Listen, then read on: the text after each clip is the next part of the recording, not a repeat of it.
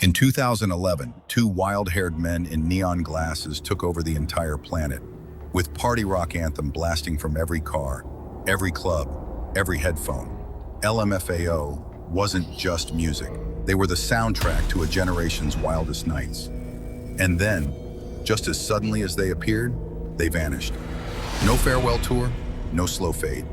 One day they were everywhere, the next they were gone. So what really happened to LMFAO? Before they became the neon-clad faces of global party culture, LMFAO were simply two relatives with an outrageous dream. Red Foo, born Stefan Kendall Gordy, carried music in his blood. His father is Berry Gordy, the legendary founder of Motown Records. But rather than follow the polished Motown tradition, Red Foo gravitated toward eccentric beats, electronic sounds, and a vision of music that felt more like a joke turned lifestyle. His nephew, Sky Blue, real name Skylar Austin Gordy, was younger, hungrier, and shared that same restless energy. The duo formed LMFAO in Los Angeles in 2006, at a time when electronic dance music was only beginning to merge with American pop. They weren't the slick, serious DJs of Europe. They were clowns, pranksters, self-styled party rockers who wanted to blend comedy with music. Bright animal print pants, shutter shades, cartoonish hair, they looked like living memes before memes were even mainstream. Their first break came not from a record label, but from the club scene in Hollywood. LMFAO's wild performances quickly became infamous. They would storm stages, dance with reckless abandon, and hype the crowd into chaos. Red Foo's background in producing beats gave their songs a professional polish, while Sky Blue's youthful charisma gave them an edge. Tracks like "I'm in Miami Bitch" spread like wildfire online, capturing a new generation of internet-savvy listeners. By 2008, LMFAO had signed with Interscope Records, aligning themselves with will.i.am of the Black Eyed Peas, another figure who understood how to merge pop with club culture. Their debut album, Party Rock, introduced the world to their bizarre but irresistible aesthetic. Songs about partying, drinking, and dancing, delivered with pounding beats and outrageous visuals. The breakthrough came when the global dance scene collided with social media. YouTube, Facebook, and early viral culture amplified their music beyond borders.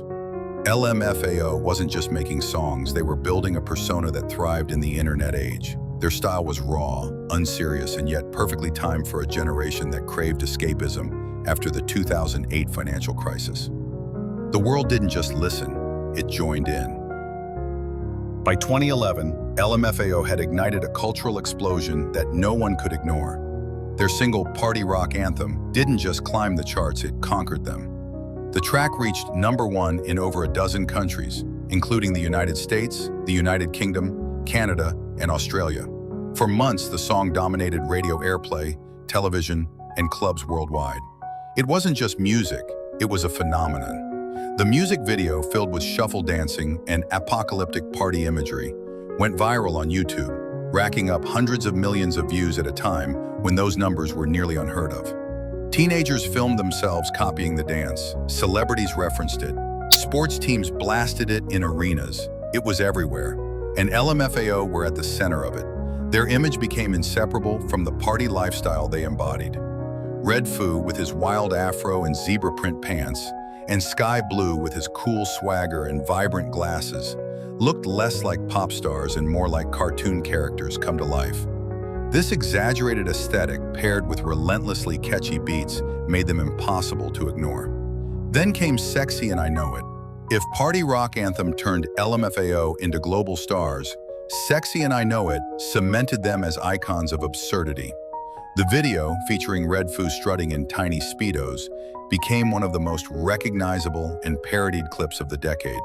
For a moment, LMFAO owned the internet, radio, and meme culture all at once. Their second album, Sorry for Party Rocking, solidified their brand. Critics dismissed them as gimmicky, but the numbers told a different story. Multi-platinum sales, sold-out tours, and festival crowds chanting their lyrics like mantras. At the 2012 Super Bowl halftime show, LMFAO performed alongside Madonna, one of the most watched live television events in history. To appear on that stage meant validation. They weren't just a joke, they were mainstream. For a brief, dazzling period, LMFAO weren't just pop stars. They were symbols of carefree excess in a world still recovering from recession. Their music offered pure escape, a loud, colorful rejection of seriousness. They had become untouchable until the party suddenly stopped. By 2012, it seemed impossible to imagine a world without LMFAO. And yet, at the very height of their fame, cracks began to show. Behind the neon smiles and outrageous dance moves, there were growing tensions between Red Foo and Sky Blue. Part of it was generational. Red Foo was in his mid-30s, while Sky Blue was barely out of his 20s. Their visions for the future were not the same.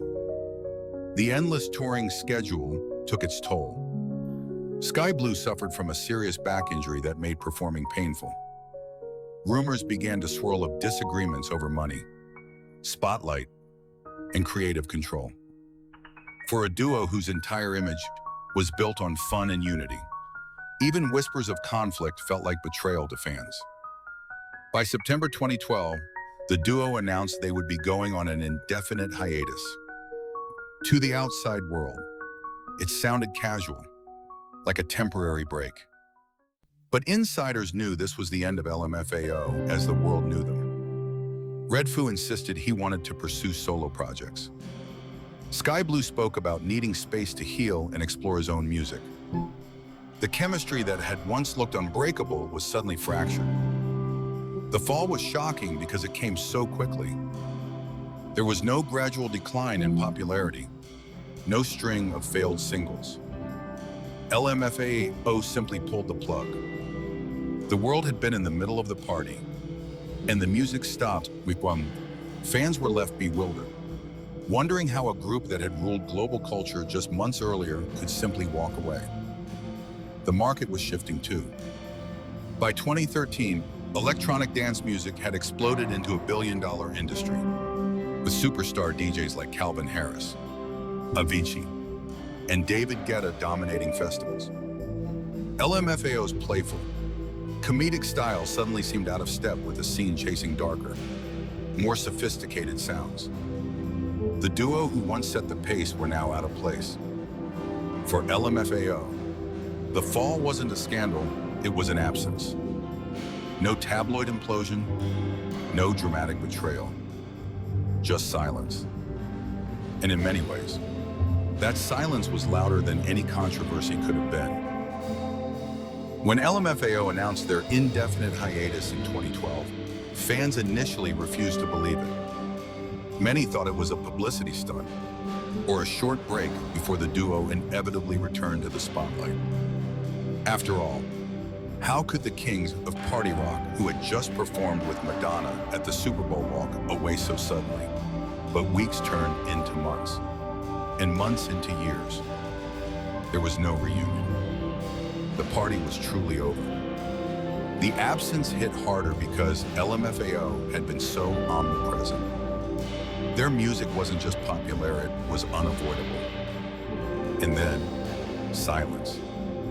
No new singles, no tours, no public appearances as a duo.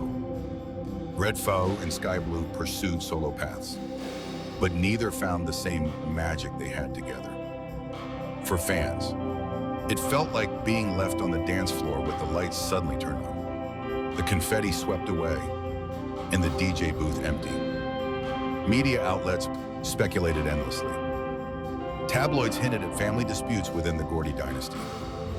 Music critics debated whether LMFAO had burned too brightly, too fast, destined to be remembered as a cultural fad. On social media, fans kept posting memes and comments, asking the same question: when will LMFAO come back? As years passed, the hype turned into nostalgia. Party Rock Anthem and Sexy and I Know It became staples of throwback playlists, songs that instantly transported listeners back to a wilder, more carefree time. LMFAO themselves, however, seemed to fade into the background. Without the costumes, without the stage, they were almost invisible in a world that had once revolved around their music. The strangest part of their disappearance was the lack of closure. Most bands break up with dramatic press conferences or final tours. LMFAO simply walked off stage and never returned. That Mr. Time Years, .65's, the unfinished story, made their disappearance feel even more haunting. They hadn't just left the party, they'd vanished into thin air. In the years since LMFAO's sudden disappearance, Red Foo and Sky Blue have taken very different paths, both far away from the blinding lights of global stardom. Red Foo leaned heavily into his solo career at first.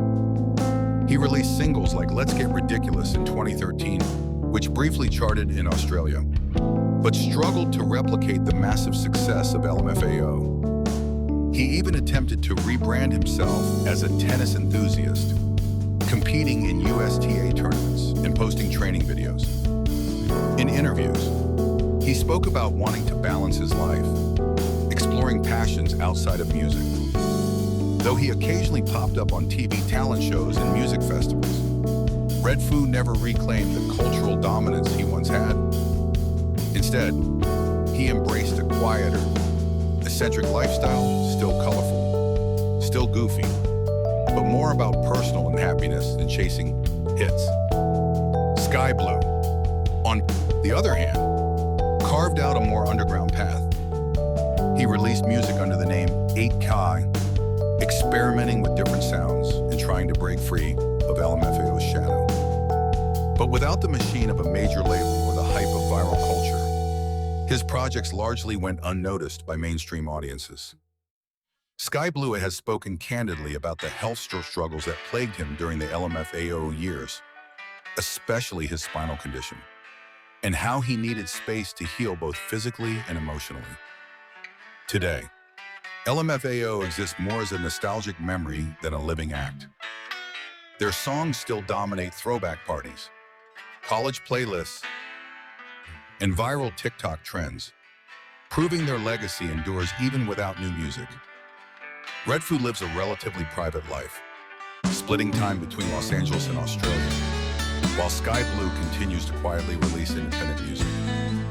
What's striking is how both seem content outside the spotlight. For two artists once synonymous with excess, fame, and constant attention, their present lives suggest a deeper truth. Sometimes the loudest party ends in silence, and that silence can be a form of peace.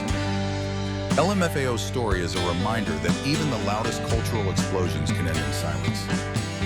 They burn brighter than almost anyone, creating songs that defined a moment in time, only to vanish just as quickly. For some, they were a guilty pleasure. For others, an anthem of youth, chaos, and fun. But for everyone, LMFAO represented an era when music didn't have to be serious to matter. Their disappearance poses a bigger question about fame in the digital age. Viral success can be intoxicating, but it rarely lasts. Audiences move on. Trends fad, time 0.95s. And sometimes, the smartest move isn't to cling desperately to the spotlight, but to step back and reclaim your life. Today, Party Rock Anthem still fills dance floors. Sexy, and I know it still sparks laughter. And LMFAO's neon image still pops up in memes, TikTok clips, and nostalgic playlists. Their legacy isn't measured in longevity, it's measured in impact. For a brief window, they didn't just make music, they were the party. So what happened to LMFAO? They reminded us that the party can't last forever, and maybe it isn't supposed to. The question is, do we remember them as a fad, or as icons of a time when the world just wanted to dance? That's for you to decide.